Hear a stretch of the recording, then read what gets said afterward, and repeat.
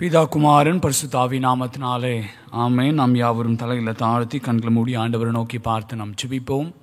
இந்த ஆராதனை கர்த்தர் நமக்கு ஆசீர்வாதமாக மாற்றி தரும்படியாய் நாம் பாடப்போகிற பாடல்கள், கேட்க போகிற தேவனுடைய வார்த்தை, ஆராதனை நேரம் முழுவதையும் கர்த்தர் பொறுப்பெடுத்துக் கொள்ளும்படியாய் வந்திருக்கிற கர்த்தருடைய பிள்ளைகளுக்காக நாம் நன்றி செலுத்துவோம். வரவேண்டிய கர்த்தருடைய பிள்ளைகளை கர்த்தர் துரிதமாய் கொண்டு வரும்படியாக இணையதளத்தில் பார்த்து கொண்டிருக்கிற ஒவ்வொரு பிள்ளைகளை கர்த்தர் ஆசீர்வதிக்கும்படியாய் நம்ம எல்லாரும் சேர்ந்து ஆண்டவரை நோக்கி பார்த்து நாம் ஜெபிப்போம். எல்லா ஆசீர்வாதத்துக்கும் ஊற்றும் உறைவிடமாக இருக்கிறேங்க நல்ல தகப்பனே, இந்த மாலை வேலைக்காக நன்றி செலுத்துகிறோம். காலை முழுவதும் உம்முடைய கிருபை எங்களோடு இருந்ததற்காய் நன்றியோடு உம்மை ஸ்தோத்தரிக்கிறோம். இந்த மாலை வேலையில் உம்மை துதிக்கும்படியாக கர்த்தாவே உம்முடைய சமூகத்தில் வந்திருக்கிறோம். கர்த்தர் எங்களை ஆசீர்வதிப்பீராக. இந்த சுகமளிக்கும் ஆராதனையும் சமூகத்தில் அர்ப்பணிக்கிறோம் சுவாமி. நாங்கள் பாடப்போகிற பாடல்கள், கேட்க போகிற தேவனுடைய வார்த்தை, ஆராதனை நேரம் முழுவதையும் கர்த்தர் பொறுப்பெடுத்துக் கொள்வீராக. வந்திருக்கிற நம்முடைய பிள்ளைகளுக்காக நன்றி செலுத்துகிறோம். வரவேண்டிய கர்த்தருடைய பிள்ளைகளை கர்த்தனை தடைகளை உடைத்து கொண்டு வரும்படியாக நாங்கள் ஜெபிக்கிறோம். கர்த்தாவே, இந்த ஆராதனை தொடக்கம் முதல் முடிவு வரை நீர் எங்களோடு இருந்து வாசம் செய்து கர்த்தருடைய மகிமையை நாங்கள் காண கர்த்தர் கிருபை செய்யும்படியாக நாங்கள் ஜெபிக்கிறோம், அர்ப்பணிக்கிறோம். எல்லா துதிகன மகிமை உமக்கே செலுத்துகிறோம். இயேசுவின் நாமத்தினால் ஜெபிக்கிறோம் ஜீவனுள்ள நல்ல பிதாவே, ஆமென். நம் யாவரும் எழும்பி நின்று ஆராதனைக்கு ஆரம்பமாகவும் கர்த்தருடைய நாம மகிமைக்காகவும் நம்முடைய பாடல் புத்தகத்தில் உள்ள 202வது பாடல், இயேசுவே உம் நாமத்தினால் இன்பம் உண்டு யாவருக்கும் என்ற பாடலை நாம் பாடுவோம்.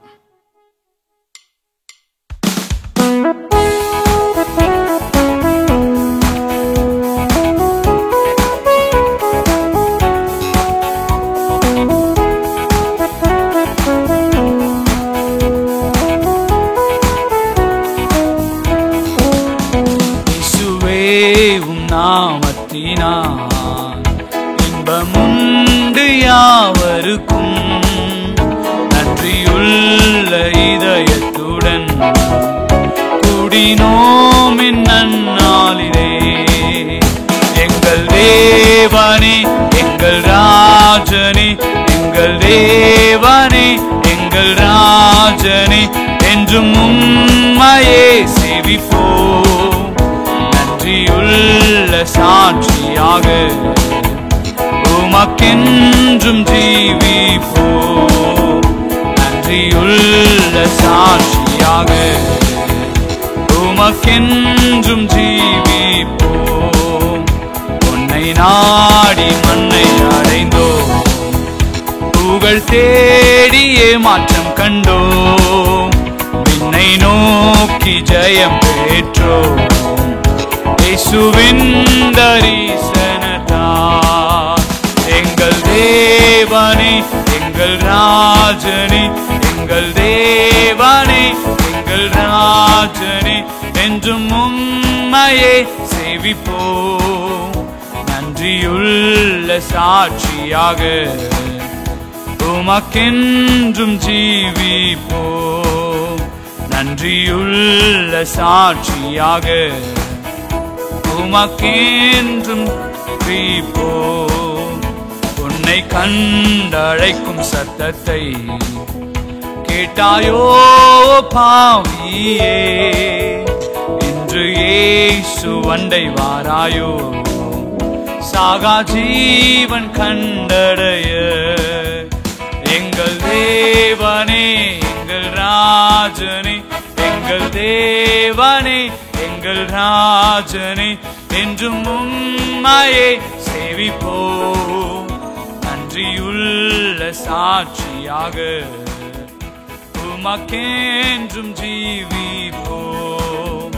நன்றியுள்ள சாட்சியாக உமக்கென்றும் ஜீவிப்போம். நிலையில்லாய் உலகில் நெறி தவறி அலைந்தோம், நின்னொளி பிரகாசித்திட நித்திய ஜீவன் கண்டடைந்தோம். எங்கள் தேவனே எங்கள் ராஜனே, எங்கள் தேவனே எங்கள் ராஜனே, என்றும் உம்மையே சேவிப்போம். நன்றியுள்ள சாட்சியாக உமக்கென்றும் ஜீவிப்போம். நன்றியுள்ள சாட்சியாக உமக்கென்றும் ஜீவிப்போம்.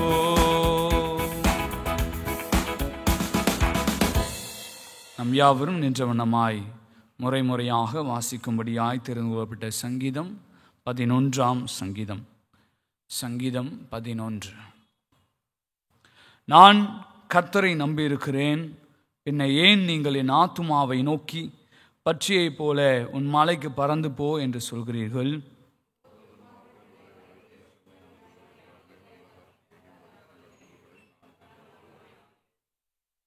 அஸ்திபாரங்களும் நிர்மூலமாகிறதே, நீதிமான் என்ன செய்வான்?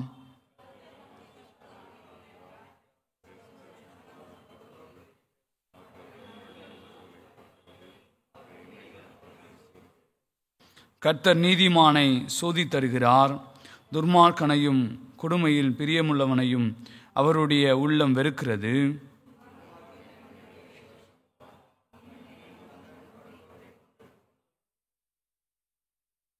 நாம் யாவரும் சேர்ந்து வாசிப்போம்.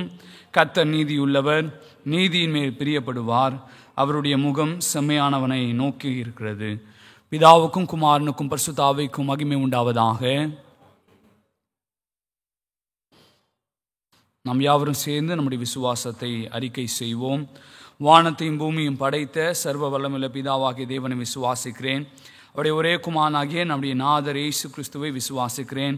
அவர் பரிசுத்த ஆவியினாலே கண்ணு மரியாரிடத்தில் உட்பவித்து பிறந்தார். பொந்து பிலாத்துவின் காலத்தில் பாடுபட்டு சிலுவையில் அறையுண்டு மரித்து அடக்கமணப்பட்டு பால் தரங்கினார். 3ஆம் நாள் மரித்தொழுந்து எழுந்தருளினார். பரமடத்துக்கு ஏறி சர்வவல்ல பிதாவாகிய தேவனுடைய வலது பாசு வீற்றிருக்கிறார். அவரிடத்திலிருந்து உயிர்லோரையும் மரித்தோரும் நியாயத்திற்கு வருவார். பரிசுத்த ஆவியானவரை விசுவாசிக்கிறேன். பொதுவாக இருக்கிற பரிசுத்த சபையும் பரிசுத்தவான்கள் ஐக்கியமும் பாவ மன்னிப்பும் சரீர உயிர்த்தெழுதலும் நித்திய ஜீவனும் ஒன்று விசுவாசிக்கிறேன். ஆமேன். ஜெபம் செய்வோம்.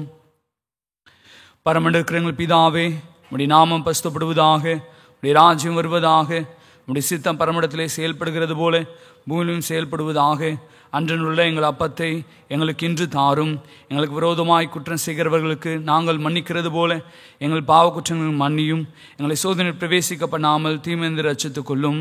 ராஜ்யம் வல்லமையும் மகிமையும் என்றென்றைக்கும் உடையவைகளே. ஆமேன். நாம் அமர்வோம். அமர்ந்த வண்ணமாக வேத பகுதியை வாசிக்க கேட்போம். ஆதியாகமம் 17ஆம் அதிகாரம் வசனங்கள் 1 முதல் 8 முடிய நாம் வாசிக்க கேட்போம்.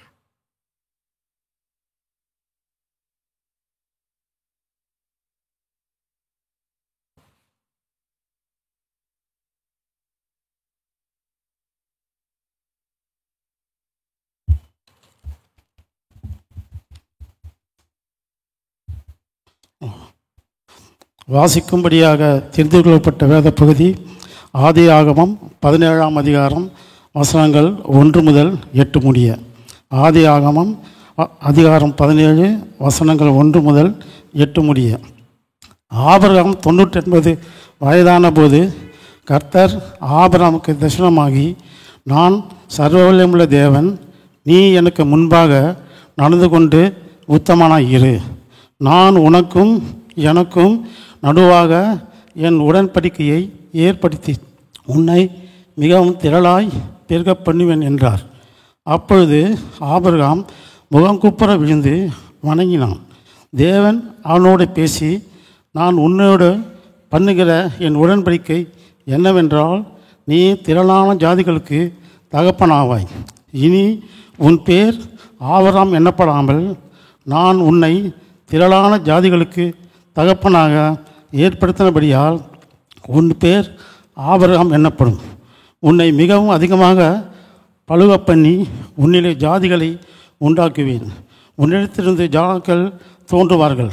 உனக்கும் உனக்கும் பின்வரும் உன் சந்ததிக்கும் நான் தேவனாய் இருக்கும்படி எனக்கும் உனக்கு பின் தலைமுறை தலைமுறையாக வரும் உன் சந்ததிக்கும் நடுவே என் உடன்படிக்கையை நித்திய உடன்படிக்கையாக ஸ்தாபிப்பேன். நீ பரதேசியாய் தங்கி வருகிற கானான் தேசம் முழுவதையும் உனக்கு பின்வரும் உன் சந்ததிக்கும் நித்திய சுதந்திரமாக கொடுத்து நான் அவர்களுக்கு தேவனாய் இருப்பேன் என்றார் என்பதே ஆகும்.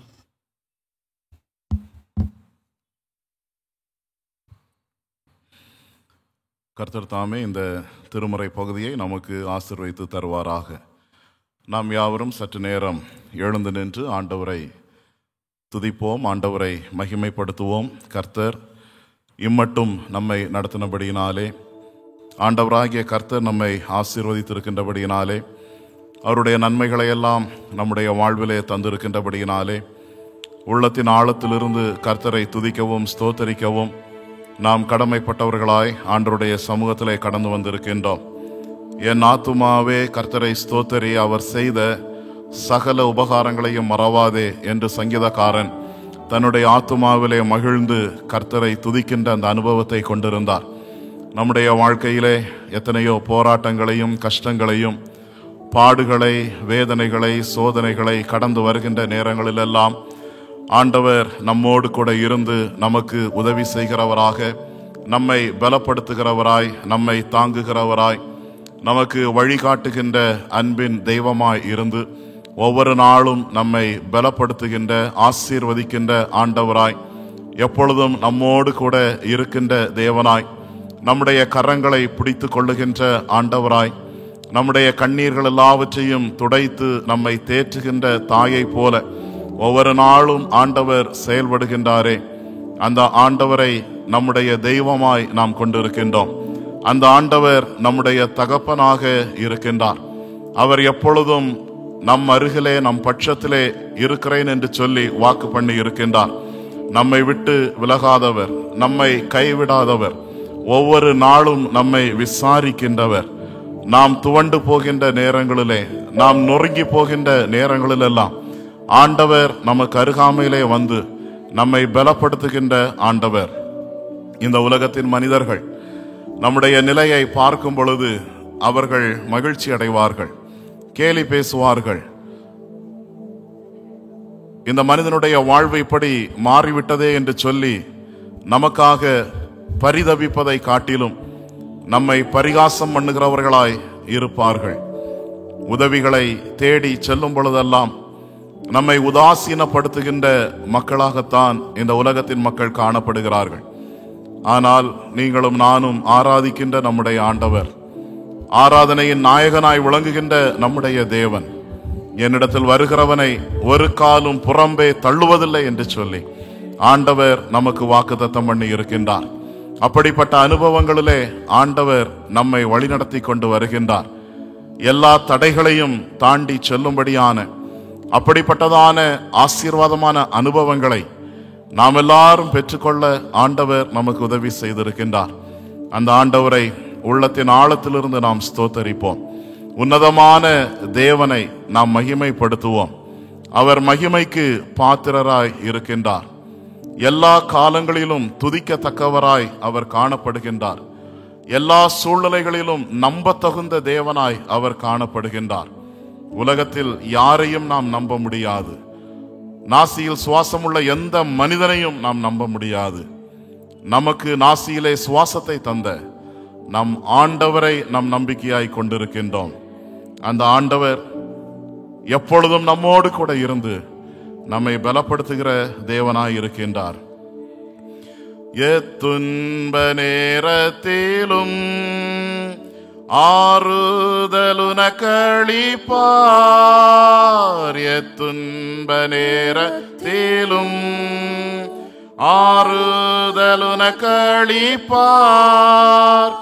என்றுணர்ந்து நீயும் இயேசுவை நோக்கினார் எல்லையில்லா இன்பம் பெற்றிடுவாய். என்றுணர்ந்து நீயும் இயேசுவை நோக்கினால் எல்லையில்லா இன்பம் பெற்றிடுவாய். இயேசு அழைக்கிறார், இயேசு அழைக்கிறார். ஆவலாய் உன்னை தம் கரங்கள் நீட்டி இயேசு அழைக்கிறார். ஆவலாய் உன்னை தம் கரங்கள் நீட்டி இயேசு அழைக்கிறார். சகல வியாதியையும் குணமாக்க வல்லவராம். சகல வியாதியையும், எப்படிப்பட்ட வியாதியஸ்தராய் இருந்தாலும் ஆண்டவர் அவருடைய தொடுதலை பெற்றுக்கொள்ள வந்திருக்கின்ற நாம் நம்மை அவர் குணமாக்குகிறார். இருந்தாலும் வேதங்களின்றிய கிருபையாய் அன்பை பெற்றிடவே, யாராயிருந்தாலும் வேதங்களின்றிய கிருபையாய் அன்பை பெற்றிடவே இயேசு அழைக்கிறார். புறம்பை தள்ளாத ஆண்டவர், நம்மை பெயர் சொல்லி அழைக்கின்ற தேவன். நீங்கள் என்னுடைய ஜனமாய் இருக்கிறீர்கள் என்று உரிமை பாராட்டுகின்ற நம்முடைய ஆண்டவர், அவர் பக்கமாக நம்மை அழைத்து நம்மை தொட்டு சுகமாக்குகின்ற தேவனாய் இருக்கின்றார். இந்த சுகமளிக்கும் ஆராதனையிலே ஆண்டவர் தம்முடைய பலனை நம் ஒவ்வொருவருக்கும் கட்டளையிட்டு நம்மை பலப்படுத்துகின்ற தேவனாய் அவர் இருக்கின்றபடினாலே ஆண்டவரை துதிப்போம். கண்ணீரெல்லாம் துடைப்பார், கண்மணி போல் காப்பார். கண்ணீரெல்லாம் துடைப்பார், கண்மணி போல் காப்பார். கார்மேகம் போற்ற கஷ்டங்கள் வந்தாலும் கருத்துடன் உன்னை காத்திடவே. கார்மேகம் போன்ற கஷ்டங்கள் வந்தாலும் கருத்துடன் உன்னை காத்திடவே இயேசு அழைக்கிறார், இயேசு அழைக்கிறார். ஆவலாய் உன்னை தம் கரங்கள் நீட்டி இயேசு அழைக்கிறார். ஆவலாய் உன்னை நீட்டி இயேசு அழைக்கிறார், இயேசு அழைக்கிறார்.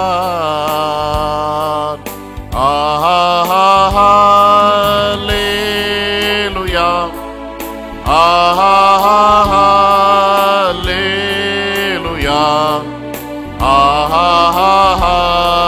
ஹல்லேலூயா,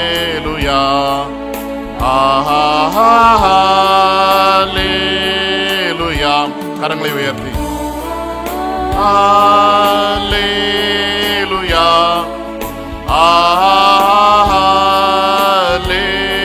ஹல்லேலூயா, ஹல்லேலூயா, ஆமென்.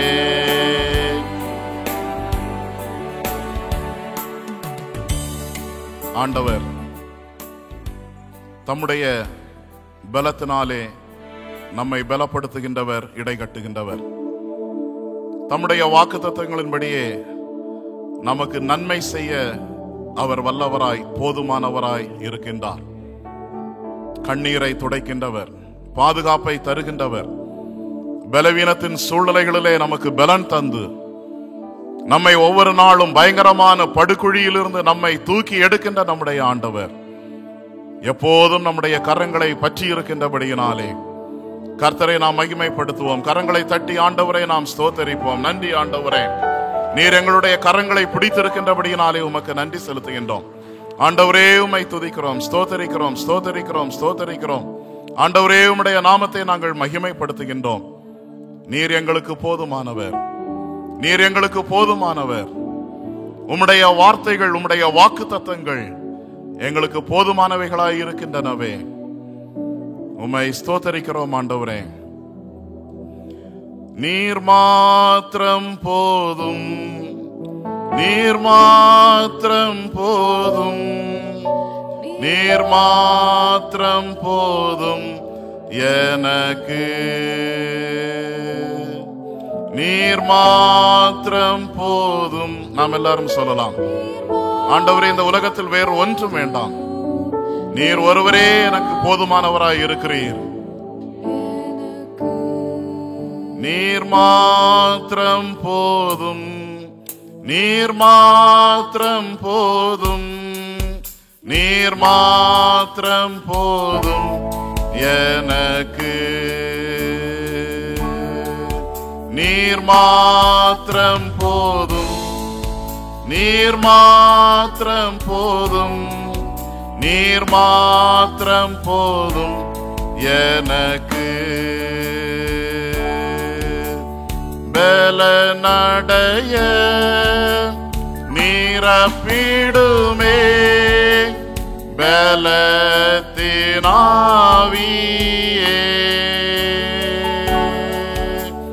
பலனடைய நிரப்பிடுமே பலத்தினாவியே, கனமடைய ஊற்றிடுமே ஞானத்தினாவியே, கனமடைய ஊற்றிடுமே ஞானத்தினாவியே.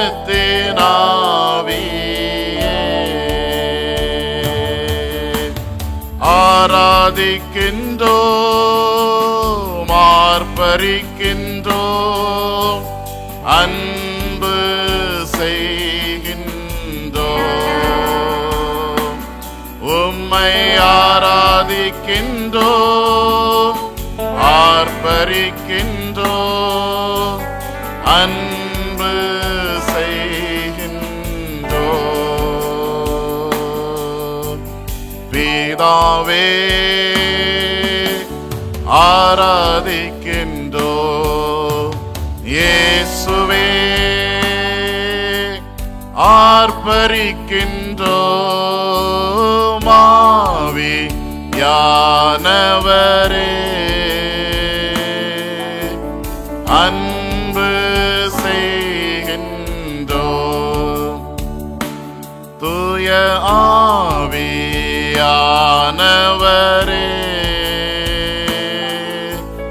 அன்பு செய்கின்றோம். Father, we adore you. Lay our lives before you. How I love you, Jesus, we adore you. Lay our lives before you. How we love you, Spirit, we adore you. Lay our lives before you. How we love you. ஆண்டவரே உம்மை நாங்கள் துதிக்கிறோம். ஆண்டவரே உம்மிடத்தில் நாங்கள் அன்பு செலுத்துகின்றோம். எங்கள் பிதாவே, எங்கள் இரட்சகரே, எங்கள் ஆவியானவரே, நீர் எங்களை தேற்றுகிறவர், எங்களை பலப்படுத்துகிறவர், எங்களை குணமாக்குகின்றவர். நீர் எங்களுக்கு போதுமானவராகவே இருக்கின்றீர். இந்த உலகத்திலே நாங்கள் பயப்பட வேண்டிய அவசியமில்லை, நாங்கள் கலங்க வேண்டிய அவசியமில்லை. கர்த்தர் எங்கள் பட்சத்திலே இருக்கிறார். நாங்கள் பயப்படும். மனுஷன் எங்களுக்கு விரோதமாய் என்ன செய்துவிட முடியும் என்கின்றதான அந்த உறுதியை, நம்பிக்கையை ஆண்டவர் நமக்கு தந்திருக்கின்றார். கரங்களை தட்டி நாம் ஆண்டவரை மகிமைப்படுத்துவோம். நன்றி ஆண்டவரே, நன்றி ஆண்டவரே, ஸ்தோத்தரிக்கிறோம், ஸ்தோத்தரிக்கிறோம், ஸ்தோத்தரிக்கிறோம், ஸ்தோத்தரிக்கிறோம். எந்த உள்ளம் தங்கும் இயேசு நாயகா, உந்தன் வீடாய் கொள்ளும் இயேசு நாயகா, இயேசு நாயகா, இயேசு நாயகா, உந்தன் வீடாய் கொள்ளும் இயேசு நாயகா, இயேசு நாயகா, இயேசு நாயகா, உந்தன் வீடாய் கொள்ளும் இயேசு நாயகா, இயேசு நாயகா. எல்லாரும் நாம் சொல்லுவோம். இயேசு நாயகா, குழந்தை உள்ளம் தாரும் இயேசு நாயகா, இயேசு நாயகா, இயேசு நாயகா. இனி நான் அல்ல நீரே இயேசு நாயகா, இனி நான் அல்ல நீரே இயேசு நாயகா. பரலோகத்தின் நல்ல ஆண்டவரே, நீர் எங்களுக்கு போதுமானவர், நீர் எங்களுக்கானவர், எங்கள் தகப்பனாயிருக்கின்றீர். உம்மை மாத்திரமே நாங்கள் நம்பி இருக்கின்றோம். உம்முடைய சன்னிதானத்தை மாத்திரமே நாங்கள் நாடி நிற்கின்றோம். எங்கள் துதியெல்லாம் உமக்கு மட்டும்தான் ஆண்டவரே. உம்மை துதிக்கும்படியாக நீர் எங்களை ஏற்படுத்தி வைத்திருக்கின்றீரே, உமக்கு நாங்கள் நன்றி செலுத்துகின்றோம். எங்கள் துதியை எல்லாம் நீர் ஏற்றுக்கொண்டீர். உம்மை நாங்கள் ஸ்தோத்தரிக்கிறோம் ஆண்டவரே. இப்பொழுதும் நாங்கள் தியானிக்க இருக்கின்ற தியானத்தை நீர் எங்களுக்கு ஆசீர்வதித்து தாரும். உம்முடைய வார்த்தைகள் எங்கள் இருதயங்களை, ஆத்துமாக்களை பலப்படுத்தி எங்களுடைய வாழ்வை ஆசீர்வதிக்கட்டும், எங்களை குணமாக்கட்டும், எங்களுக்கு பலன் தரட்டும். நீரே எங்கள் மத்தியிலே பிரசன்னராயிரும். உமது அடியேனை சிலுவை நிழலிலே மறைத்து நீர் உம்மை வெளிப்படுத்துவீராக. இயேசுவின் மூலம் ஜெபிக்கிறோம் நல்ல பிதாவே, ஆமென். நாம் யாரும் உட்காருவோம்.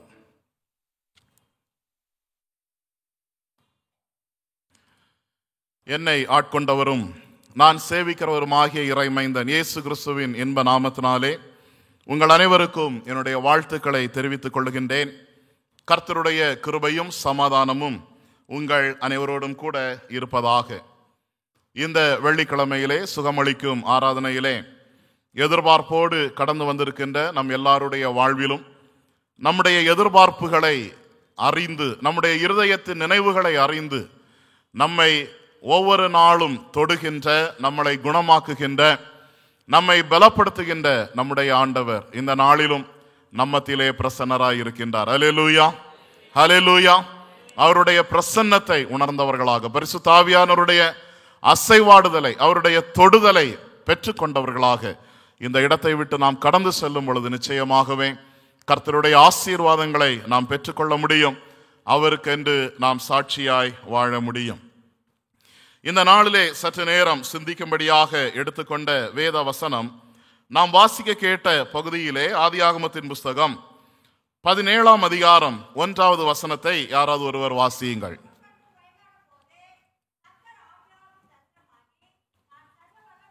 நான் சர்வ வல்லமையுள்ள தேவன், நீ எனக்கு முன்பாக நடந்து கொண்டு உத்தமனாய் இரு. நான் சர்வ வல்லமையுள்ள தேவன், நீ எனக்கு முன்பாக நடந்து கொண்டு உத்தமனாய் இரு என்று ஆண்டவர் இங்கே சொல்லி இருக்கின்றார். அன்பான தேவனுடைய பிள்ளைகளே, என் நாமம் தரித்த என் ஜனங்கள் என்று ஆண்டவர் நம்மை குறித்து சொல்லுகின்றார். அல்லேலூயா. நாம் ஆண்டவருடைய பிள்ளைகள், அவருடைய நாமத்தை தரித்து கொண்ட பிள்ளைகள் என்று சொல்லுகின்றார். அவருடைய நாமத்தை தரித்து கொள்ளுதல் என்பது ஆண்டவருடைய நாமம் சொல்லுகிற அனுபவத்தை நம்முடைய வாழ்க்கையில் பெற்றுக்கொள்வதுதான் அவருடைய நாமத்தை தரித்து கொள்ளுகின்ற அனுபவம் என்பதை நாம் கடந்த நாட்களிலே சிந்தித்தோம். நீர் என்னை காண்கின்ற தேவன் என்கின்றதான நாமத்தை நாம் தரித்து கொள்ளும் பொழுது அந்த நாமத்தின் மூலமாய் உண்டாகக்கூடிய அனுபவங்களை ஆண்டவர் நமக்கு தந்தருளுகின்றார். அந்த வரிசையிலே இன்றைக்கு இன்னொரு நாமத்தை குறித்து நாம் தியானிக்க இருக்கின்றோம். நான் சர்வ வல்லமையுள்ள தேவன் என்று சொல்லி தன்னை குறித்து ஆண்டவர் சொல்லுகின்றார். நான் சர்வ வல்லமையுள்ள தேவன்.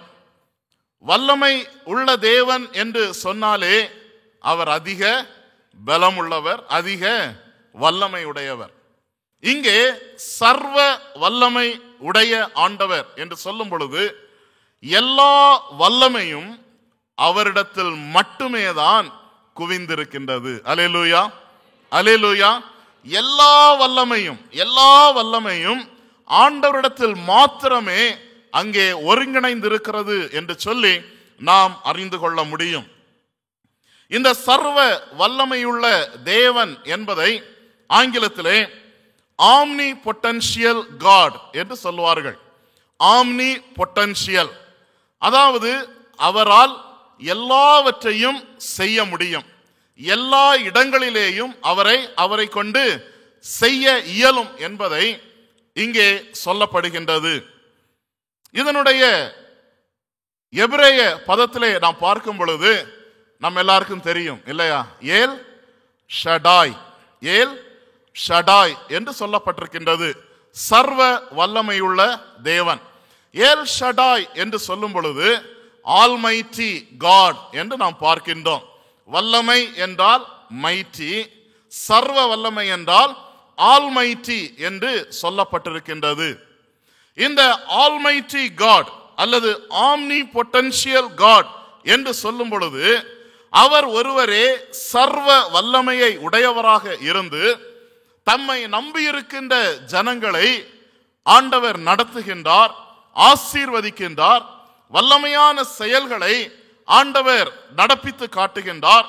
அந்த வல்லமையை தம்முடைய ஜனங்களுக்கு ஆண்டவர் தந்தருளுகின்றார். அல்லேலூயா, அல்லேலூயா.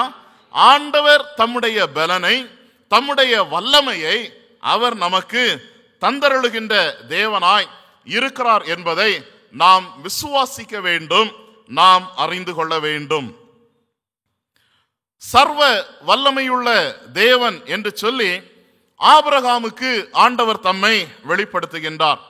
நம்ம எல்லாருக்கும் ஆபிரகாமை குறித்து நன்றாக தெரியும் இல்லையா? ஆபிரகாமுடைய வாழ்க்கை ஒரு புரியாத புதிராகத்தான் வேதாகமத்திலே அது துவங்கப்படுகிறது.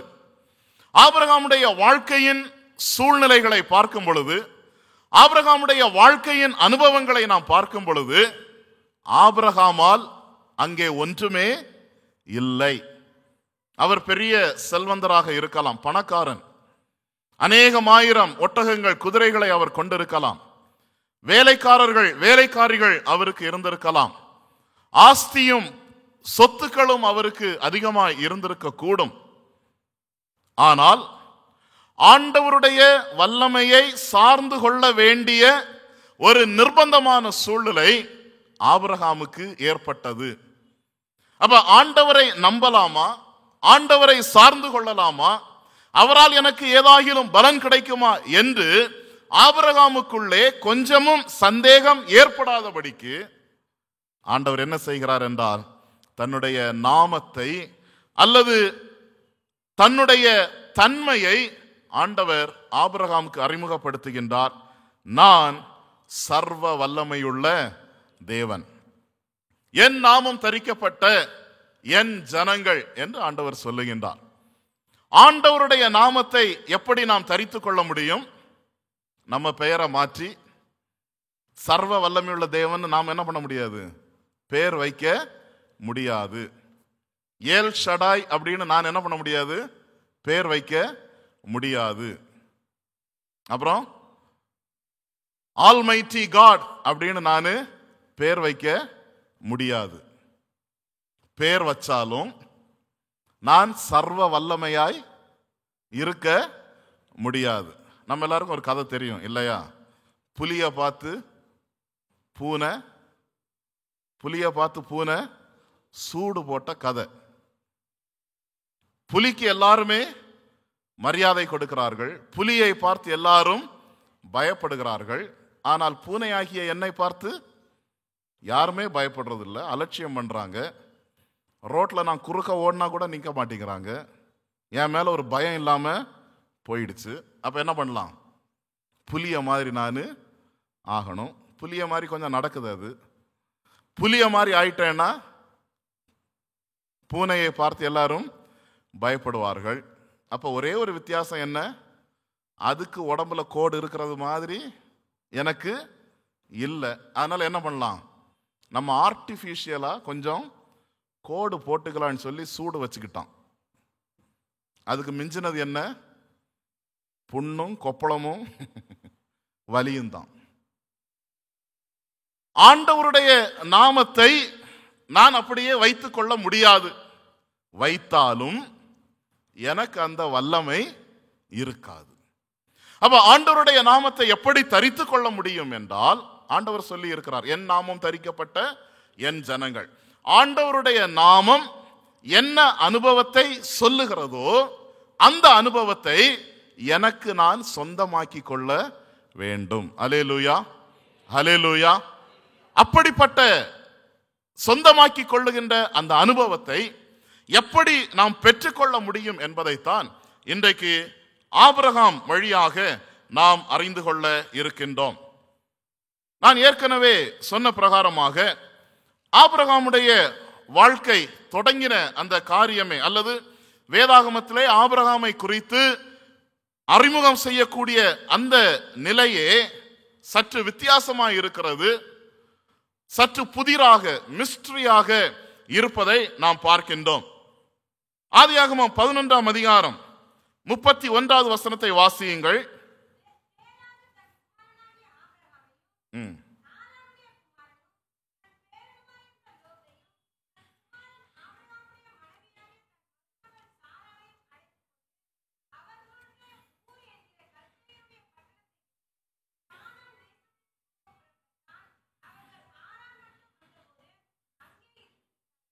இங்கே ஆபிராம் தன்னுடைய குடும்பத்தோடு கூட ஊர் என்கின்ற கல்தேயர் பட்டணத்தை விட்டுவிட்டு ஆண்டவர் காட்டுகின்ற தேசத்திற்கு நேராய் கடந்து செல்லுகின்றார்கள்.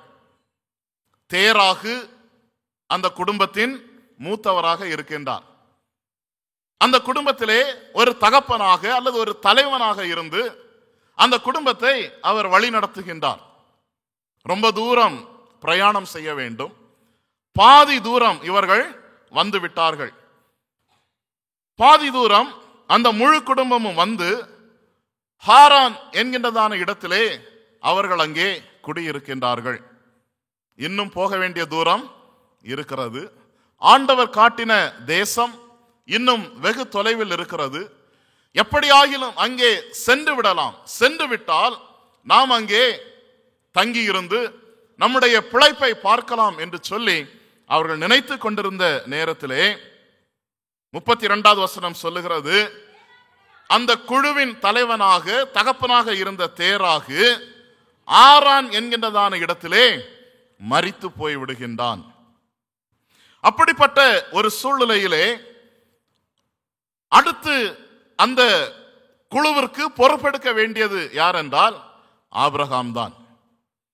ஏனென்றால் ஆண்டவர் ஆபிரகாமை அழைத்திருக்கின்றார்.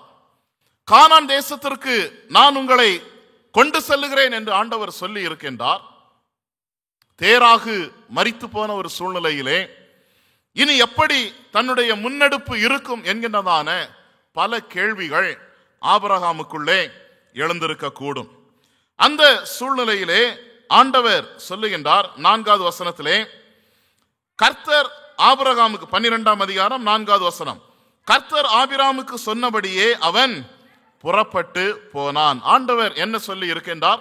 1வது வசனத்திலிருந்து 3வது வசனங்கள் வரைக்கும் உள்ள பகுதியை நாம் பார்க்கும் பொழுது அங்கே வாக்கு தத்தங்களை ஆண்டவர் சொல்லுகின்றார். தேராகுவினிடத்திலே ஆண்டவர் இந்த வாக்கு தத்தங்களை சொல்லவில்லை. இந்த வாக்கு தத்தங்களுக்கு சொந்தக்காரர் யார் என்றால் ஆபிராம். ஆபிராமினிடத்திலே ஆண்டவர் இந்த வாக்கு தத்தங்களை சொல்லுகின்றார். சொன்ன பிறகு அவன் புறப்பட்டு போனான். லோத்து கூட சொல்லுகின்றான், ஆபிராம் ஆரானை விட்டு புறப்பட்ட போது 75 வயதுள்ளவனாய் இருந்தான் என்று சொல்லப்படுகின்றது. அது மாத்திரமல்ல, 7வது வசனத்தை நாம் வாசிக்கும் பொழுது, கர்த்தர் ஆபிராமுக்கு தரிசனமாகி உன் சந்ததிக்கு இந்த தேசத்தை கொடுப்பேன் என்றார். அப்பொழுது அவன் தனக்கு தரிசனமான கர்த்தருக்கு அங்கே ஒரு பலிபீடத்தை கட்டினான். இந்த காலகட்டம் 75 வயதிலிருந்து 100 வயது வரைக்கும் உள்ள காலகட்டம் எப்படிப்பட்டதாக ஆபிரகாமுக்கு இருந்தது என்றால், ஆபிரகாம் அறியாத திசை, ஆபிரகாம் அறியாத தேசம், ஆபிரகாம் அறியாத அவருடைய வாழ்க்கையின் நிகழ்வுகள், இதை நம்பி ஆண்டவர் சொல்லிவிட்டார் என்று சொல்லி நம்பி அவர் கீழ்ப்படிந்து கடந்து செல்லுகின்றார். எங்கே போகிறோம் என்று தெரியாது, போகிற இடம் எப்படிப்பட்டது என்று தெரியாது, எவ்வளவு காலம் எடுக்கும் என்று தெரியாது. ஆண்டவர் சொல்லிவிட்டார், நான் போகிறேன். ஆண்டவர் எனக்கு கட்டளை கொடுத்து விட்டார், ஆண்டவர் எனக்கு வாக்குத்தத்தம் சொல்லிவிட்டார், நான் கடந்து செல்லுகிறேன். அப்படிங்கிற ஒற்றை வரி விசுவாசம்தான் ஆபிரகாமை இவ்வளவு தூரம் கொண்டு சென்றது. அது ஆபிரகாமுடைய விசுவாசம். எப்படிப்பட்ட விசுவாசம் என்றால், யார் மேலே உள்ள விசுவாசம் என்றால் ஆண்டவர் மேலே உள்ள விசுவாசம். அவர் எப்படிப்பட்ட ஆண்டவர் என்றால் சர்வ வல்லமையுள்ள தேவன். அல்லேலூயா. அவனுக்கு பிள்ளைகள் இல்லாத நேரத்திலே ஆண்டவர் வாக்கு பண்ணுகின்றார், நான் உன்னை பெரிய ஜாதியாக்கி உன்னை ஆசீர்வதித்து உன் பேரை பெருமைப்படுத்துவேன். 3வது வசனத்திலே, பூமியில் உள்ள வம்சங்கள் எல்லாம் உனக்குள் ஆசீர்வதிக்கப்படும். தன்னுடைய சந்ததியை, தன்னுடைய சந்ததியினுடைய துவக்கத்தை, தன்னுடைய சந்ததியினுடைய அடுத்த ஸ்டெப் எங்கன்னே தெரியவில்லை. ஆபிரகாமுக்கு ஒரு பிள்ளை இல்லாத சூழ்நிலையிலேயே ஆண்டவரை விசுவாசித்தார். ஆண்டவரை சர்வ வல்லமையுள்ள தேவன் என்று அவர் விசுவாசித்தார். காரணம் என்னவென்றால், 75 வயதிற்கு பிறகு நான் ஒரு பிள்ளையை பெற்றெடுப்பேன் என்று ஆசைப்படவும் தேவையில்லை, நம்ப வேண்டிய அவசியமும் இல்லை. கடவுள் எனக்கு இப்படி ஒரு வாழ்க்கையை வைத்து விட்டார், இனி நான் இதை வாழ்ந்து முடிக்கிறேன், எப்போ ஆண்டவர் எடுத்துக்கொள்ளுகிறாரோ நான் சென்று விடுகிறேன் என்று சொல்லி விரக்தியின் உச்சத்திலே சாதாரண மனிதர்கள் காணப்படுவார்கள். ஆனால் என் ஆண்டவர், எனக்கு வாக்குத்தத்தம் பண்ணின ஆண்டவர், என் பட்சத்திலே இருக்கின்ற ஆண்டவர், எனக்கு துணை செய்கின்ற ஆண்டவர் சர்வ வல்லமையுள்ள தேவன் என்று அந்த நாமத்தை தரித்துக் கொள்ளுகின்ற அனுபவத்தை ஆபிரகாம் பெற்றபடியினாலே தான் விசுவாசித்ததை கண்டடைந்தான். அல்லேலூயா, அல்லேலூயா. தான் அறிந்திராத நன்மை, தான் அறிந்திராத அனுபவத்திலே துணிந்து முன்னேறி செல்லுதல் தான் இந்த நாமத்தை தரித்துக் கொள்ளுகின்ற அனுபவம். ஆபிரகாம் அறியவே இல்லை. எப்படிப்பட்ட அனுபவத்திற்குள்ளே கடந்து செல்கிறேன் என்று ஆபிரகாமுக்கு தெரியவே தெரியாது. ஆனால் இது எனக்கு கிடைக்கும், இது என்னுடைய வாழ்க்கையில் நடக்கும் என்று சொல்லி துணிந்து அந்த அனுபவத்திற்குள்ளே கடந்து சென்றானே, அதுதான் சர்வ வல்லமையுள்ள தேவன் என்ற நாமத்தை தரித்து கொள்ளக்கூடிய அனுபவமாய் காணப்படுகிறது. அன்பான தேவனுடைய பிள்ளைகளே, நம் எல்லாருடைய வாழ்க்கையிலும் இப்படிப்பட்ட ஒரு இக்கட்டான சூழ்நிலை எப்பொழுதுமே ஏற்படும். எல்லா கதவுகளும் அடைக்கப்பட்டு விட்டன, எல்லா வாய்ப்புகளும் பறிபோய் விட்டன. எந்த முயற்சியும் இனி நான் எடுத்து பிரயோஜனம் இல்லை. கடைசி தேதி சொல்லிவிட்டார்கள், முடிந்து விட்டது. இனி எனக்கு ஒரு துவக்கம் என்பது இல்லை என்கின்றதான இப்படிப்பட்ட காரியங்கள் எல்லாம் நம்முடைய மனுஷீக பலன் சார்ந்து, நம்முடைய சரீர பலன் சார்ந்து நாம் கணக்கிட்டு கொண்டிருக்கின்றோம். ஆனால் மனுஷீக கணக்கீடுகளை கடந்து ஆண்டவர் தம்முடைய திட்டங்களை வைத்திருக்கின்றார். அல்லேலூயா. காரணம் என்னவென்றால் அவர் சர்வ வல்லமையுள்ள தேவனாயிருக்கின்றார். ஆல்மைட்டி காட் என்று சொல்லப்படும் பொழுது அவரால் செய்யக்கூடாதது எதுவுமே இல்லை என்று நமக்கு இங்கே உணர்த்தப்படுகின்றது. இது ஒரு அனுபவம். இந்த சர்வ வல்லமையுள்ள தேவன் என்கின்றதான இந்த நம்பிக்கையை வேதாகமத்திலே இன்னொருவர் பெற்றிருந்தார். யாருன்னு நினைக்கிறீங்க? சர்வ வல்லமையுள்ள தேவன் என்கின்றதான ஒரு விசுவாச அறிக்கையை ஆண்டவரை சர்வ வல்லமையுள்ள தேவன் என்று ஒருவர் சொல்லுகிறார். யோபு இல்லையா? சர்வ வல்லவர் என்று அங்கே யோபு குறிப்பிடுவதை நாம் பார்க்கின்றோம்.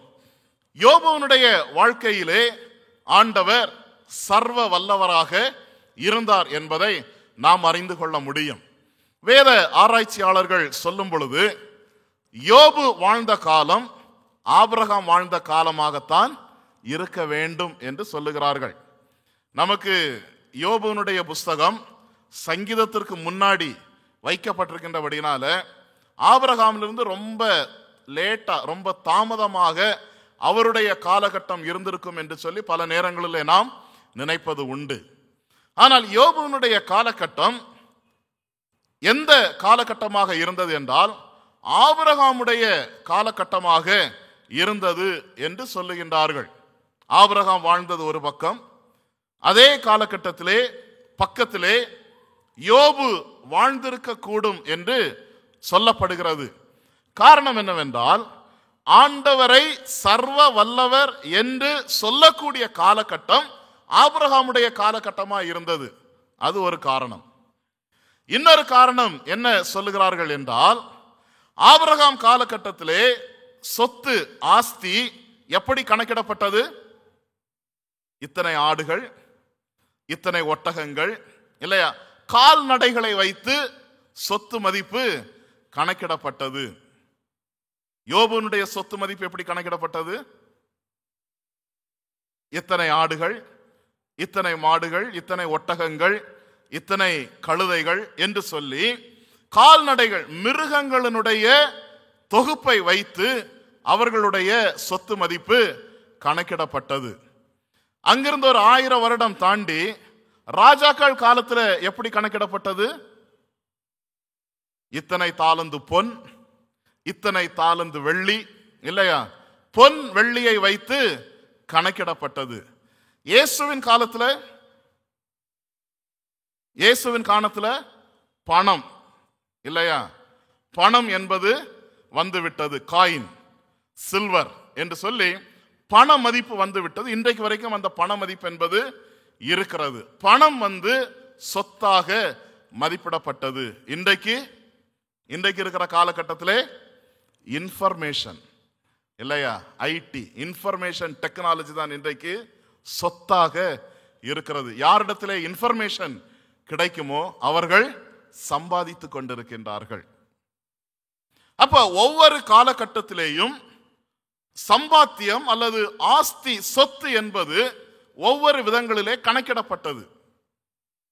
யோபு வாழ்ந்த காலத்திலே சொத்து மதிப்பு கணக்கிடப்பட்டதை போலதான் ஆபிரகாமுடைய காலத்திலும் இருந்தது. ஆகவே இப்படி ஒன்றிரண்டு காரணங்களை வைத்து யோபுவினுடைய காலகட்டமும் ஆபிரகாமுடைய காலகட்டமும் கொஞ்சம் முன்ன பின்ன இருந்திருக்கும் என்று சொல்லுகிறார்கள். எது எப்படி இருந்தாலும் ஆபிரகாம் எப்படி ஆண்டவரை சர்வ வல்லவர் என்று கண்டுகொண்டாரோ அதை போல யோபுவும் ஆண்டவரை சர்வ வல்லமையுள்ள தேவன், அவர் சர்வ வல்லவர் என்று சொல்லி அவர் அறிந்து அறிக்கை செய்வதை நாம் இங்கே பார்க்கின்றோம். யோபு 22ஆம் அதிகாரம் 25வது வசனத்தை வாசியுங்கள்.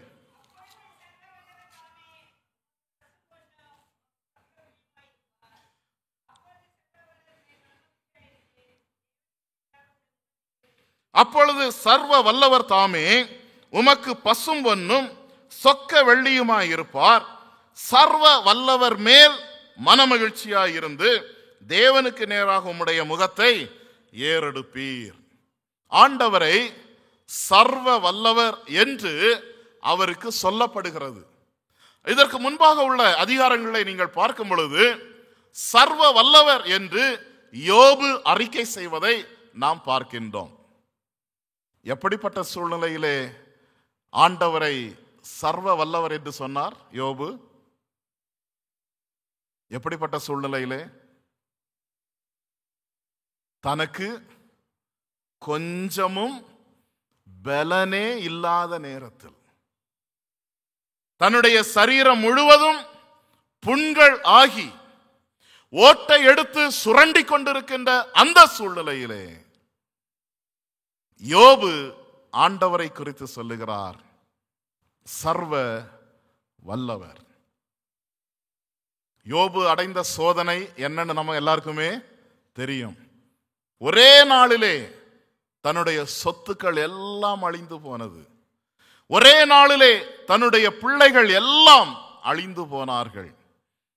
ஒரே நாளிலே தன்னுடைய மனைவி தன்னை பார்த்து சொல்லுகின்றாள், நீர் ஏன் உம்முடைய உத்தமத்தில் நிற்கின்றீர்? தேவனை தூஷித்து ஜீவனை விடும் என்று ஆலோசனை சொல்லுகிற மனைவி. தன்னுடைய சரீரத்திலும் பலன் குன்றி போய், தன்னுடைய ஆத்துமாவிலும் பலன் இல்லாமல், தன்னுடைய மனோரீதியாகவும் தன்னை பலப்படுத்திக் கொள்ள முடியாமல் காணப்படுகின்ற சூழ்நிலையிலே அவருடைய நண்பர்கள் எல்லாரும் வந்து பேசுகிறார்கள். யோபுவினுடைய நீதியை குறித்து அவர்கள் சொல்லுகிறார்கள், உன் நீதியில பிரச்சனை இருக்கு, அதனால்தான் ஆண்டவர் என்ன பண்ணியிருக்கிறாரு, இப்படிப்பட்ட சோதனையை கொடுத்திருக்கின்றார். ஆனா அந்த மாதிரி சோதனை நம்ம யாருக்குமே வந்ததில்லை. ஆனா நம்ம டயலாக் சொல்லுவோம், என்ன மாதிரி யோபு கூட கஷ்டப்பட்டிருக்க மாட்டார் ஐயா. என்ன மாதிரி யோபு கூட கஷ்டப்பட்டிருக்க மாட்டார், நல்ல வேளை தப்பிச்சிட்டார் அவரு, நான் மாட்டிக்கிட்டேன். இல்லை அன்பானவர்களே, யோபு நம்மை விட அதிக கஷ்டப்பட்டாரோ அல்ல கம்மியா கஷ்டப்பட்டாரோ அது ரெண்டாவது. அந்த கஷ்டங்கள் மத்தியிலே, அந்த சோதனைகள் மத்தியிலே அவருடைய நிலைப்பாடு என்ன, அவருடைய நம்பிக்கை என்ன என்று நாம் பார்த்தோம் என்றால், என் ஆண்டவர் சர்வ வல்லவர். அல்லேலூயா. சோதனைகளின் மத்தியிலே, சோதனையின் அனுபவத்திலே ஆண்டவர் தருகின்ற விடுதலைக்காக காத்திருக்கின்ற அனுபவம் தான் சர்வ வல்லவர் என்கின்ற நாமத்தை தரித்துக் கொள்ளுகின்ற அனுபவம். ஆபிரகாமுடைய அனுபவம் வேறு. எதுவுமே தெரியாத ஒரு சூழ்நிலையிலே துணிந்து செல்லுகிறார், துணிந்து கீழ்ப்படுகிறார், சர்வ வல்லவர் என்கின்ற நாமத்தை தரித்துக் கொள்ளுகிறார். யோபுனுடைய வாழ்க்கையிலே மிகவும் வித்தியாசமா இங்கே காணப்படுகிறது. யோபு 9ஆம் அதிகாரம் 5ஆம் வசனத்திலிருந்து நாம் வாசிக்கும் பொழுது ஆண்டவருடைய வல்லமையான செயல்களை குறித்து அவர் சொல்லுகிறார். பர்வதங்களை பேர்க்கிறார், அவைகளை புரட்டி போடுகிறார், பூமியின் தூண்கள் அதிரத்தக்கதாக அசைய பண்ணுகிறார், சூரியனுக்கு கட்டளையிட்டால் அது உதிக்காதிருக்கும், நட்சத்திரங்களை மறைக்கிறார், அவர் ஒருவரே வானங்களை விரித்து சமுத்திர அலைகளின் மேல் நடக்கிறார், துருவ நட்சத்திரங்கள், மிருக சீரிஷத்தை, அருமீனை, தட்சண மண்டலங்களை உண்டாக்கினார். சொல்லிவிட்டு சொல்லுகிறார், இதையெல்லாம் என்னால் சொல்ல முடிகிறது, ஆனால் ஆண்டவருடைய சர்வ வல்லமை எப்படிப்பட்டதா இருக்கிறது என்றால், ஆராய்ந்து முடியாத பெரிய காரியங்களையும் எண்ணி முடியாத அதிசயங்களையும் அவர் செய்கிறார். இதை நான் விசுவாசிக்கிறேன். சர்வ வல்லவர் என்கின்ற நாமத்தை நான் தரித்துக் கொள்ளுகிறேன். நம்ம விசுவாசம் தோல்வி அடைகின்ற இடம் எங்கே தெரியுமா? ஆண்டவருடைய வல்லமையை நாம் குறைத்து மதிப்பிடும் பொழுது. யோபு சொல்லுகிறார், அவர் என்னென்ன செய்திருக்கிறார் என்று சொல்லிவிட்டு, இன்னும் அவருக்கு அறியாத, அவருடைய எண்ணங்களிலே தோன்றாத எத்தனையோ காரியங்களை, அதிசயங்களை, பெரிய காரியங்களை ஆண்டவர் செய்கிறவர் என்று அங்கே அறிக்கை செய்வதை நாம் பார்க்கின்றோம். யோபு 24ஆம் அதிகாரம் 1வது வசனம் சொல்லுகிறது, சர்வ வல்லவருக்கு காலங்கள் மறைக்கப்படாதிருக்க அவரை அறிந்தவர்கள் அவர் நியமித்த நாட்களை அறியாதிருக்கிறது என்ன? இவர் ஏன் சர்வ வல்லவர் தெரியுமா? காலங்கள் மறைக்கப்படவில்லை. காலங்கள் மறைக்கப்படவில்லை.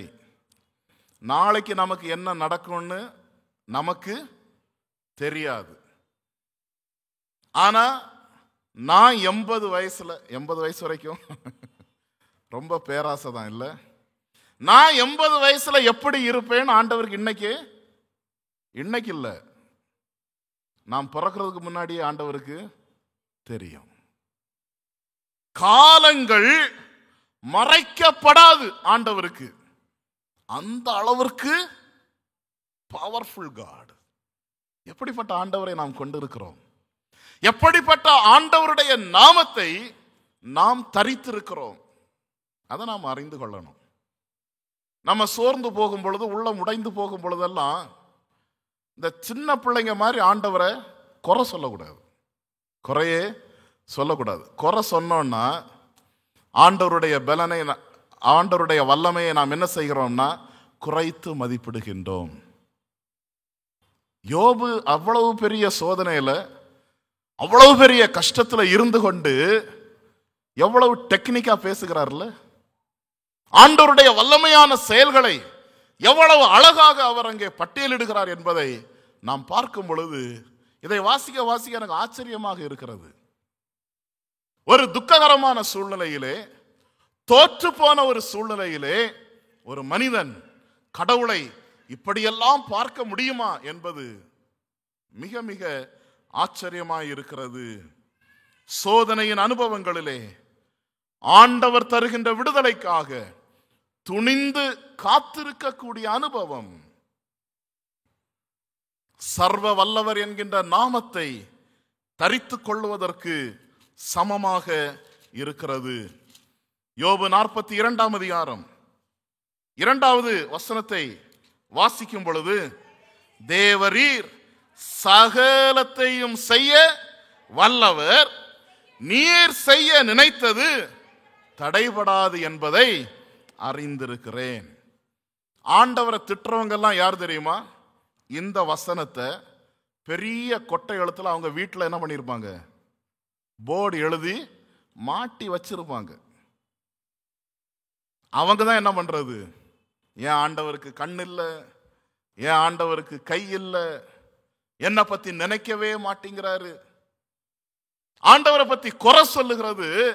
இந்த வசனத்தை எழுதி வைப்பதனாலே அவருடைய நாமத்தை நாம் தரித்துக் கொள்ள முடியாது. தேவரீர் சகலத்தையும் செய்ய வல்லவர், சர்வ வல்லவர், சர்வ வல்லமை உள்ள தேவனாய் அவர் இருக்கிறார். அவர் செய்ய நினைக்கிறதை ஒருவரும் தடுக்க முடியாது. அவருடைய கையை தடுத்து நிறுத்த இந்த உலகத்தில் யாருக்கும் பலமும் கிடையாது, தைரியமும் கிடையாது. அந்த ஆண்டவர் நம் பட்சத்திலே இருக்கிறார். அந்த ஆண்டவருடைய நாமத்தை நாம தரித்து கொள்ளும்படியாக, அந்த அனுபவத்தை நாம் தரித்து கொள்ளும்படியாக ஆண்டவர் நமக்கு உதவி செய்திருக்கின்றார். என் நாமம் தரிக்கப்பட்ட என் ஜனங்கள் தங்களை தாழ்த்தி ஜெபம் பண்ணினால் அவர்களுக்கு க்ஷேமத்தை கொடுப்பேன் என்று ஆண்டவர் சொல்லி இருக்கின்றாரே. சர்வ வல்லமை உள்ள தேவன் என்கின்ற நாமத்தை தரித்து கொள்ளுங்கள். ஆபிரகாம் எப்படி ஏற்றுக்கொண்டாரோ, யோபு எப்படி ஏற்றுக்கொண்டாரோ, அதை போல அவருடைய நாமத்தை நீங்கள் தரித்து கொள்ளுங்கள், சொந்தமாக்கி கொள்ளுங்கள். ஆண்டவர் நமக்கென்று வைத்திருக்கின்ற ஆசீர்வாதங்கள் ஏராளம். நமக்கென்று ஆண்டவர் வைத்திருக்கின்ற விடுதலையின் அனுபவங்கள் ஏராளம். அவைகளை நாம் தவற விட வேண்டாம். அவைகள் நமக்குரியது, நமக்கு சொந்தமானது. அதை பெற கொஞ்ச காலம் காத்திருக்க வேண்டும், ஜெபத்தோடு காத்திருக்க வேண்டும். ஜெபிக்கிறவர்களாய் நாம் நம்மை அர்ப்பணிக்கும் பொழுது அவருடைய விடுதலை, அவருடைய குணமாக்கும் வல்லமை நமக்குள்ளே ஆண்டவர் கட்டளையிட வல்லவராய் இருக்கின்றார். ஒரு காலம் சோர்ந்து போகாதிருங்கள். ஆண்டவர் பேரில் கொண்டிருக்கின்ற நம்பிக்கையிலே உறுதியாயிருந்து கர்த்தர் நமக்கு தருகின்ற நன்மைகளை, மேன்மைகளை நாம் தொடர்ந்து பெற்றுக்கொள்வோம். கர்த்தர் தாமே நம் ஒவ்வொருவரையும் ஆசீர்வதித்து நடத்துவாராக. ஆமேன்.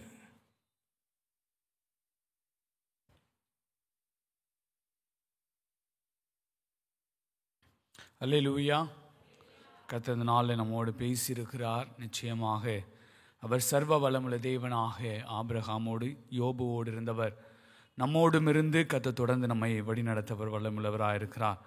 நம் ஆராதனைக்கு இறுதியாக நம் யாவரும் எழும்பி நின்று நம்முடைய பாடல் புத்தகத்தில் உள்ள 360வது பாடல், சோர்ந்து போகாதே மனமே சோர்ந்து போகாதே என்ற பாடல் நாம் பாடும்பொழுது நம்மையும் நம்முடைய காணிக்கையும் கர்த்தருடைய சமூகத்தில் அர்ப்பணிப்போம். நம்முடைய பாடல் புத்தகத்தில் 360வது பாடல்.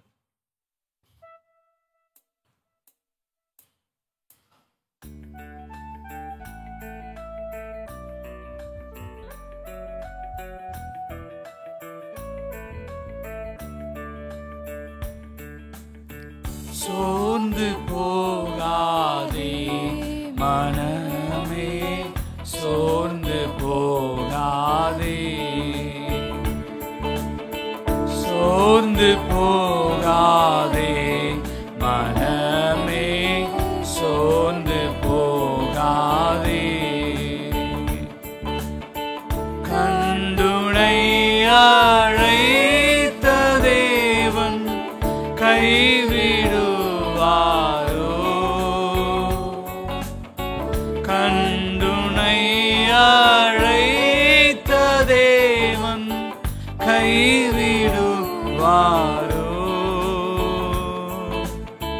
சோர்ந்து போகாதே மனமே சோர்ந்து போகாதே.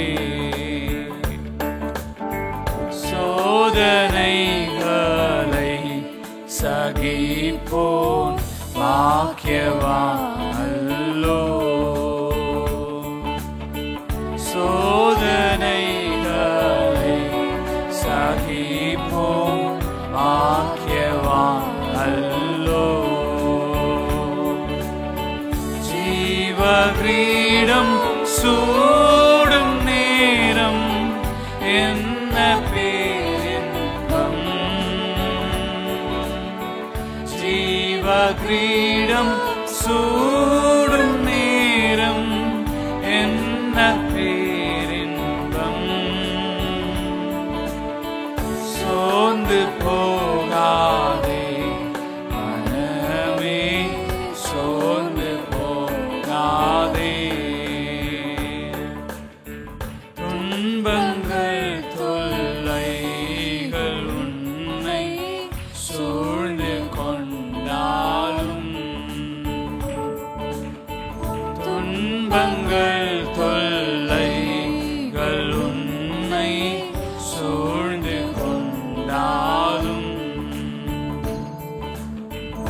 அன்பருன்னை தேற்றும் நேரம் ஆனந்தம் அல்லோ. அன்பருன்னை தேற்றும் நேரம் ஆனந்தம் அல்லோ.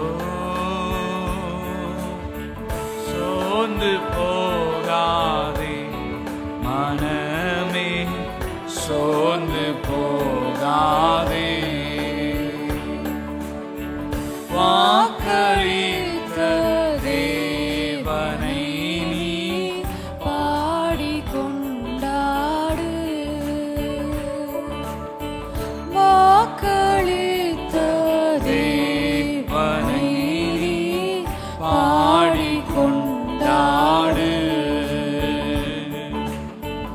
ஊக்கமான ஆவி உன்னை தாங்க மன்றாடு. ஊக்கமான ஆவி உன்னை தாங்க மன்றாடு. சோர்ந்து போகாதே மனமே, சோர்ந்து போகாதே. சோர்ந்து போகாதே மனமே, சோர்ந்து போகாதே. ஜெபம் செய்வோம். எங்களுடைய வாழ்விலே பலனையும் சௌக்கியத்தையும் தரும்படியாக சர்வ வல்லமையுள்ள தேவன் என்கின்றதான நாமத்தை நாங்கள் தரித்து கொள்ளுகின்ற அனுபவத்தை எங்களுக்கு தந்தருளி இருக்கின்ற பரலோகத்தின் நல்ல ஆண்டவரே, கர்த்தர் ஆசீர்வதித்து தந்திருக்கின்ற இந்த வெள்ளிக்கிழமையின் இரவு வேளைக்காக நாங்கள் உமக்கு நன்றி செலுத்துகின்றோம். இந்த சுகமளிக்கும் ஆராதனையிலே உமது பிள்ளைகளாய் நாங்கள் கடந்து வந்து எங்கள் ஆண்டவருடைய நாமத்தை துதிக்கவும் மகிமைப்படுத்தவும், உம்முடைய ஜீவனுள்ள வார்த்தைகளை நாங்கள் கேட்டு எங்களுடைய ஆத்துமாக்களிலே பலப்படும்படியாக நீர் எங்களுக்கு கொடுத்த இந்த நல்ல தருணத்திற்காக நன்றி செலுத்துகிறோம். ஆண்டவரே, எல்லா நிலைகளிலும் நீர் எங்களுக்கு போதுமானவராக இருந்து நாங்கள் எந்த சூழ்நிலையிலும் தூரப்பட்டு விடாதபடிக்கு எல்லா காலங்களிலும் எங்களை சேர்த்து கொள்ளுகின்ற அன்பின் இரட்சகராக நீர் ஒவ்வொரு நாளும் இருக்கின்றீரே, அதற்காக உமக்கு நாங்கள் நன்றி செலுத்துகின்றோம்.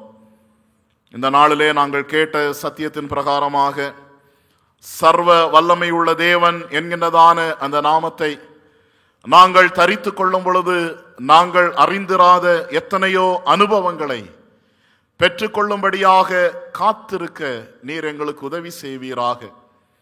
சோதனைகளின் மத்தியிலே, இழப்புகளின் மத்தியிலே, கைவிடப்பட்ட சூழ்நிலைகளிலும் ஆண்டவர் எங்களுக்கு விடுதலையை தருவார், பலனை தருவார் என்கின்றதான அந்த நம்பிக்கையை காத்து கொள்ளக்கூடிய அந்த அனுபவத்தை சர்வ வல்லமையுள்ள தேவன் என்கின்ற அந்த நாமத்தின் வழியாக நீர் எங்களுக்கு கட்டளையிட வேண்டுமாறு நாங்கள் ஜெபிக்கின்றோம்.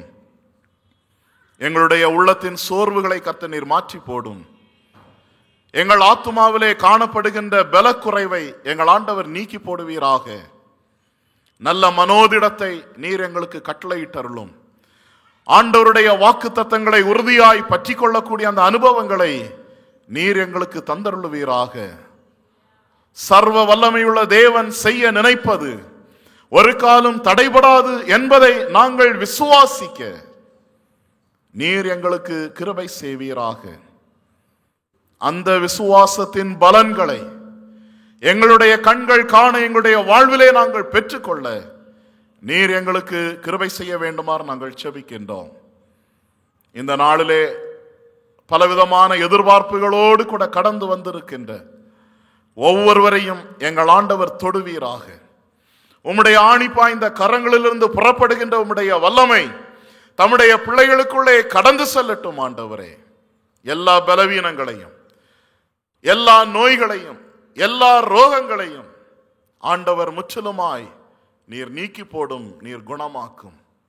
உம்முடைய வல்லமையை தம்முடைய பிள்ளைகள் பெற்றுக்கொள்ளட்டும். ஆண்டவரே, உம்முடைய கிருபையிலே அவர்கள் பலப்பட எங்கள் ஆண்டவர் நீர் கிருபை செய்வீராக. எங்களுடைய திருச்சபையை சார்ந்து பலவீனமாய் இருக்கின்ற ஒவ்வொருவரையும் நாங்கள் ஒப்பு கொடுத்து செபிக்கின்றோம்.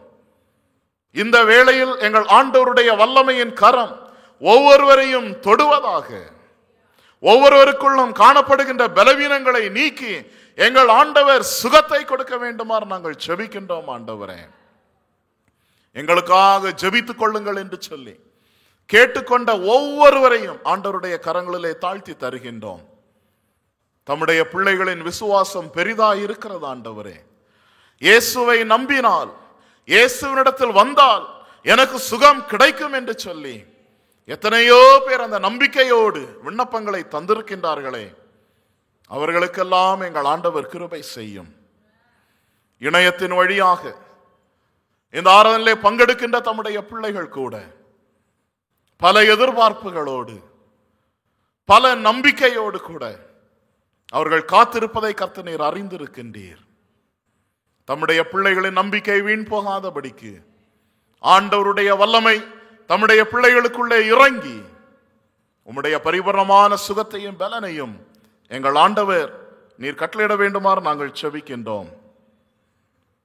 திருமதி கிளாடிஸ் என்கின்ற சகோதரிக்காக நாங்கள் செபிக்கின்றோம். ஆண்டவரே, ஸ்ட்ரோக் ஏற்பட்டு இடதுபுறம் கை கால் பலன் இழந்து செயல் இழந்து, ஆனாலும் இந்த நாட்களிலே ஊன்றுகோலின் உதவியோடு கூட நடக்கின்ற தம்முடைய மகளை எங்கள் ஆண்டவர் நீர் தொடுவீராக.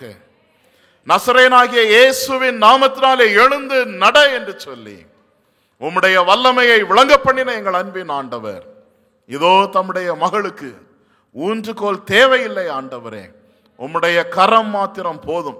உம்முடைய கரத்திலிருந்து புறப்படுகின்ற வல்லமை போதும். ஆண்டவரே, எல்லா விதமான பக்கவாதத்தையும் இயேசுவின் நாமத்தாலே சபித்து நிர்மூலமாக்கி நாங்கள் செபிக்கின்றோம். உம்முடைய கிருபையை விளங்க பண்ணுவீராக. வயிற்றிலே காணப்படுகின்ற எல்லா விதமான புண்களையும் கர்த்தர் முற்றிலுமாய் நீர் நீக்கி போடும். நன்றாக சாப்பிட, நன்றாக ஜீரணமாக எங்கள் ஆண்டவர் நீர் கிருபை செய்யும். தம்முடைய மகள் உம்முடைய ஆலயத்திலே வந்து உமக்கென்று சாட்சி பகர வேண்டும். ஆண்டவரே, தம்முடைய மகளை கர்த்தர் நீர் ஆசீர்வதியும். இந்த நாளிலே உம்முடைய சமூகத்திலே வைக்கப்பட்டிருக்கின்ற இந்த ஜப எண்ணெயை உம்முடைய கரத்திலே தாழ்த்தி தருகின்றோம். இதிலே உம்முடைய இரத்தத்தின் வல்லமையை எங்கள் ஆண்டவர் நீர் கட்டளையிட்டருளுவீராக. இதை வாங்கி சென்று பயன்படுத்துகின்ற தம்முடைய பிள்ளைகள் ஆண்டவருடைய விடுதலையை, ஆண்டவருடைய நன்மையை பெற்றுக்கொள்ள எங்கள் தேவன் நீர் கிருபை செய்யும். இந்த நாளிலே படைக்கப்பட்ட காணிக்கையை எங்கள் ஆண்டவர் ஏற்றுக்கொண்டு நீர் ஆசீர்வதியும். அதற்குரிய பிரதிபலனான நன்மைகளை ஒவ்வொருவரும் பெற்றுக்கொள்ள எங்கள் ஆண்டவர் உதவி செய்யும். உம்முடைய கிருபையின் கரங்களை எங்களை தாழ்த்தி தருகின்றோம். எங்களுடைய இல்லங்களுக்கு நாங்கள் கடந்து செல்லும் பொழுது வழி முழுவதிலும் உம்முடைய தூதர்களை கொண்டு நீர் எங்களை காவல் புரிவீராக. இரவின் தீமைகள் மோசங்களுக்கு எங்களை விலக்கி பாதுகாத்துக் கொள்ளும். நல்ல நித்திரையை தாரும். காலையிலே உம்மை துதிக்கும் துதியோடு எழுந்து உமது நாமத்தை நாங்கள் மகிமைப்படுத்த ஆண்டவர் நீர் கிருபை செய்யும். துதிகன மகிமையெல்லாம் உமக்கொருவருக்கே செலுத்துகின்றோம். மீட்பரும் இரட்சகருமாகிய இயேசுவின் மூலம் தாழ்மையோடு செபிக்கிறோம் எங்கள் அன்பின் நல்ல பிதாவே, ஆமேன். நம்முடைய கர்த்தராகிய இயேசு கிறிஸ்துவின் கிருபையும் பிதாவாகிய தேவனுடைய அன்பும் பரிசுத்த ஆவியானவருடைய ஐக்கியமும் சிநேகமும் வழிநடத்தலும் நம் அனைவரோடும் இன்றும் என்னும் சதா காலங்களிலும் தங்கி இருப்பதாக. நீங்காதீரும் என் நேச கர்த்தரே, வெளிச்சமாங்கி ஈரோட்டாயிற்றே, மற்றொரு தாசை அற்று போயினும் நீர்மை சகாயரே நீங்காதீரும்.